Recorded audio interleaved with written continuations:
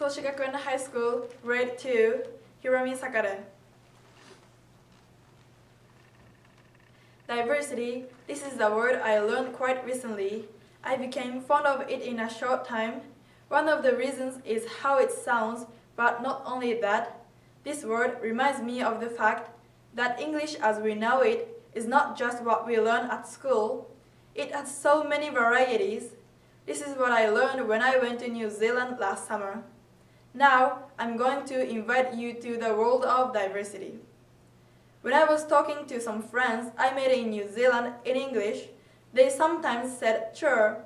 At that time, I thought the word was cheers, and I just wondered why they used this expression when it was no party time. But I later learned from my friends that "sure" meant something like "hi," "thanks," "cool," "I agree," and other expressions. And when I asked them a question, they just said "Yana." I assumed that they were saying yes, no, and I wondered which one they really meant. When I asked, they said Yana meant well and no. When I went to a local restaurant and pressed an order, the waiter said sweet as. Then I got really surprised because I mistook sweet as for sweet as. I was shocked. Some friends sitting around me told me later that sweet as has a meaning like good, okay, excellent, or cool. This is what we call New Zealand English or Kiwi English. Don't you think these expressions sound really sweet as? Through this experience, I became really interested in the unique English used in different English-speaking countries. Allow me to give you a few more examples of English diversity. First, British English. I especially became interested in its pronunciation. Water in America will be pronounced like water in British English.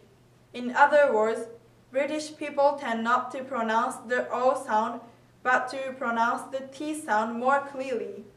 Second, I am beginning to have an interest in Indian English because of my English teacher. Indian English is recognized as one of the English variations, and it is often referred to as Hinglish, after the name of the Indian language, Hindi and English. The language also has unique characteristics. The biggest one is that the TH sound will be pronounced like T sound, so the Indian people will pronounce thank you like thank you. Also, the R sound, which is not so clearly pronounced in British English, will be pronounced more strongly than American English. So water will be pronounced like water. The diversity of English cannot be generalized with simple explanations. However, taking a closer look at those diversities has broadened how I look at the world. I think it is important for us not to turn away from something different from us, but to accept the differences with interest.